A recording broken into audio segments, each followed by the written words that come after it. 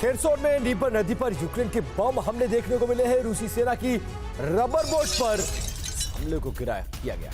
बमबारी में रूस के 4 सैनिकों के मौत की भी खबर है।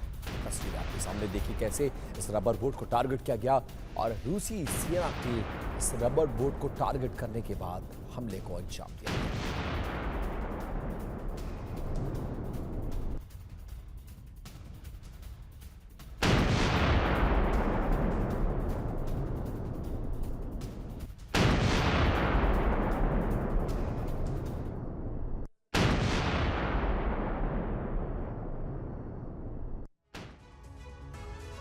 29 जुलाई को वेनेजुएला में राष्ट्रपति चुनाव के नतीजे आए, जिसके बाद देश में हिंसा भड़क गई।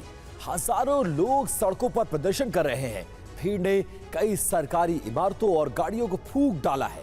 बेकाबू हालात को कंट्रोल करने के लिए सेना को उतारा गया, लेकिन पुलिस और सेना मिलकर भी प्रदर्शनकारियों को काबू नहीं कर पा रही है।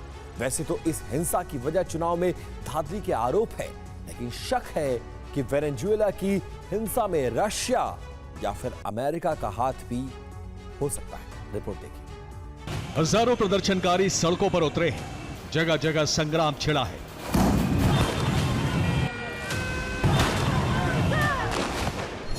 पुलिस की बैरिकेडिंग भीड़ के सामने कमजोर पड़ रही है।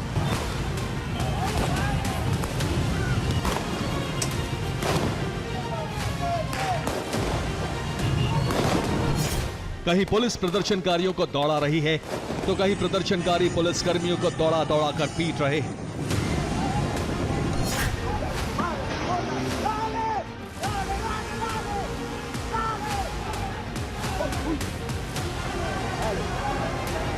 तोड़फोड़ और आगजनी के बीच सड़कों को जाम कर दिया गया है।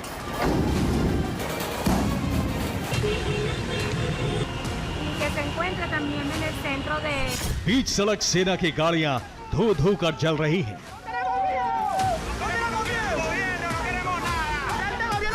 वेनेजुएला विरोध और हिंसा की आग में जल रहा है।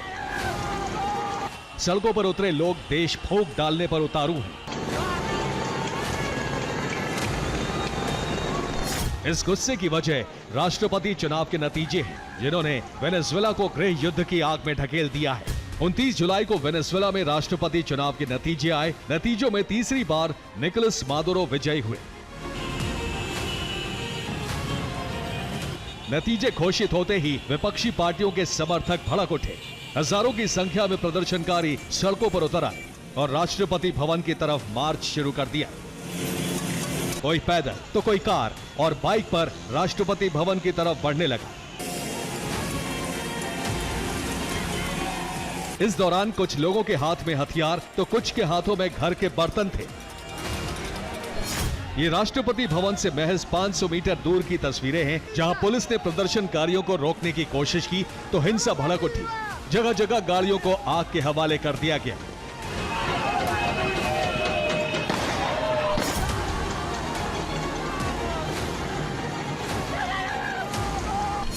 भीड़ ने पुलिसकर्मियों पर बोतल बम भी फेंके, जिसके बाद भीड़ को तितर बितर करने के लिए पुलिस ने फायरिंग शुरू कर दी। राष्ट्रपति भवन ही नहीं, हिंसक भीड़ ने यूनाइटेड सोशलिस्ट पार्टी ऑफिस पर कब्जा करने की कोशिश की। ऑफिस की बिल्डिंग पर बोतल बम फेंके गए। सिर्फ इतना ही नहीं, कई सरकारी इमारतों को आग के हवाले कर दिया गया। साथ ही काराकस शहर के 2 पुलिस स्टेशनों को भी फूंक डाला गया। लोगों के इस गुस्से की वजह वेनेजुएला चुनाव में धांधली है। प्रदर्शनकारियों का आरोप है कि नतीजों में चुनाव आयोग ने हेरफेर की है। दरअसल 28 जुलाई को वेनेजुएला में चुनाव हुए थे। चुनाव से पहले सर्वे में विपक्षी उम्मीदवार एडमंडो गोंजालेस की आसान जीत बताई गई थी, लेकिन चुनाव परिणाम इसके उलट आए। निकोलस मादुरो चुनाव जीत गए।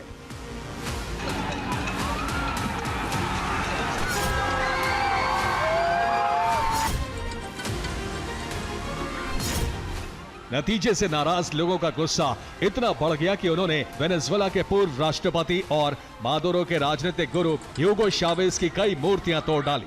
कई ऐसे भी वीडियो सामने आए जिनमें लोग ह्यूगो शावेज के पुतले का सिर बाइक में बांधकर ले जाते दिखे। प्रदर्शनकारियों को कंट्रोल करने के लिए सेना को सड़क पर उतारना पड़ा, लेकिन भीड़ के सामने सेना भी लाचार दिखी। कई जगहों पर हिंसक भीड़ ने सेना की गाड़ियों को फूंक डाला। सेना और पुलिस मिलकर भी बेकाबू भीड़ को काबू नहीं कर पा रही हैं। कई जगहों पर प्रदर्शनकारी पुलिस के जवानों को दौड़ा दौड़ा कर पीटते दिखे। इस वीडियो में देखिए कैसे आगे आगे एक पुलिसकर्मी दौड़ रहा है और भीड़ उसका पीछा कर रही है। कुछ दूर जाकर प्रदर्शनकारी इसे पकड़ लेते हैं और जमकर पीटते हैं। अब एक और तस्वीर देखिए। पुलिसकर्मी बाइक्स पर भागने की कोशिश कर रहे हैं। लोग उन पर पत्थर फेंक रहे हैं। एक पुलिसकर्मी की बाइक फिसल जाती है, जिसके बाद भीड़ उसे लात घूंसों से पीटती है।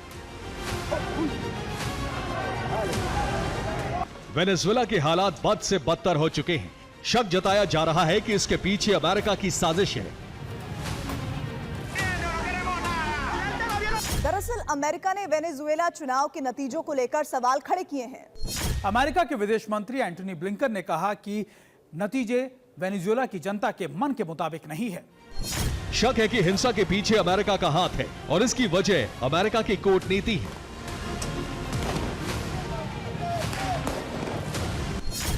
दरअसल निकोलस मादुरो को रूस और चीन का करीबी माना जाता है, जबकि एडमंडो गोंजालेस का झुकाव अमेरिका की तरफ है। ऐसे में अमेरिका की कोशिश एडमंडो गोंजालेस की सत्ता स्थापित करवाना है। उधर संयुक्त राष्ट्र, यूरोपियन यूनियन समेत 7 देशों ने वेनेजुएला में पारदर्शी तरीके से रिजल्ट जारी करने की मांग की है। उन्होंने चुनाव अधिकारियों से हर पोलिंग स्टेशन के मतदाता रिकॉर्ड जारी करने की अपील की है। Bureau report, TV9, Bharatvarsh.